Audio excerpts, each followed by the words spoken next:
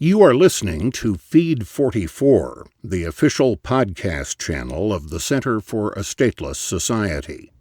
C4SS is an anarchist think tank and media center. For more information, please visit c4ss.org. There Are No Easy Solutions for White Terrorism by Jason Lee Byas, posted on c4ss.org, June 22, 2015. Read by Tony Dreher. On June 17th, a white man named Dylan Roof murdered 9 black members of the Emmanuel African Methodist Episcopal Church, or EAME. I mention race because it was not a coincidence.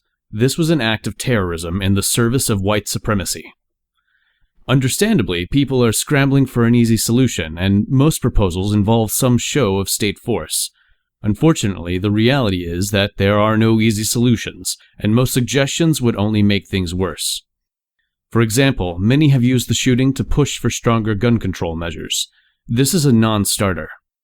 Roof's bloodbath was less than 10 miles away from where white police officer Michael Slager shot Walter Scott, a black man who was running away. Slager's case is unique in that we actually know about it, and that he was actually charged. Police kill countless Americans every year, and blacks are most likely to be their victims. Black people, not just in Charleston, but throughout the United States, experience the police as occupiers, not protectors. Centralizing firearm ownership in the hands of the police will not protect people of color, because the police are the exact group most likely to terrorize people of color. Furthermore, the actual effect of gun control laws has been to incarcerate black Americans at a rate more disproportionate than any other federal statute, including drug-related offenses. It is not just that gun control leaves disadvantaged communities dependent upon those most likely to terrorize them. Gun control itself is often the pretext of that terrorism. Many who resist calls for gun control instead point to doing something about mental illness.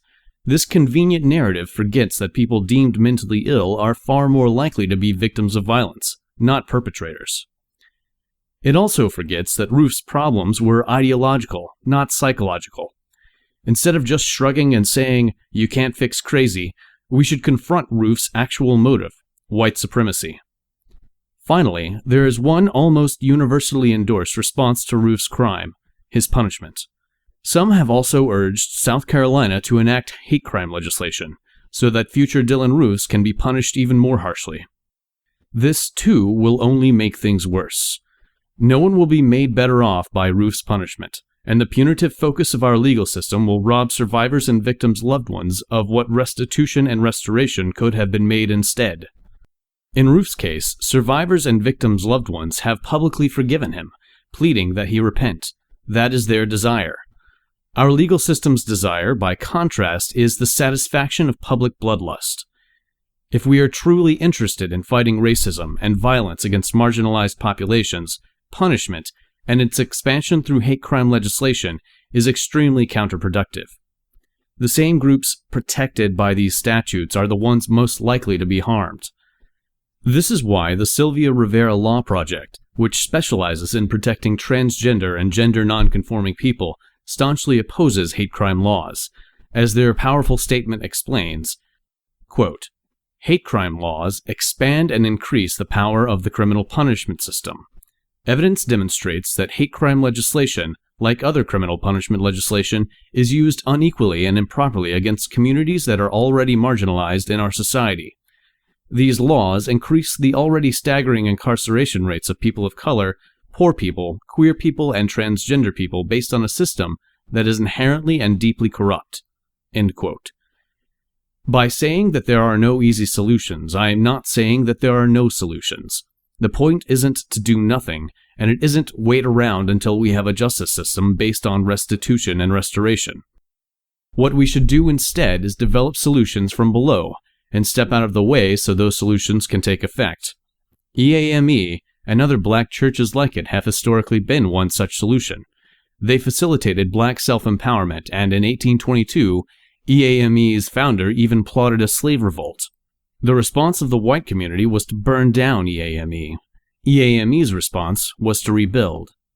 Now the black community must rebuild again. white Americans must now work to ensure they don't burn down those rebuilding efforts. Many black Americans, such as the Huey P. Newton Gun Club, have begun to arm themselves for protection. When our white-dominated government seeks to burn that down by disarming them, it must be stopped. Beyond just getting out of the way, white Americans must also work to question their own racism and the racism of their white peers.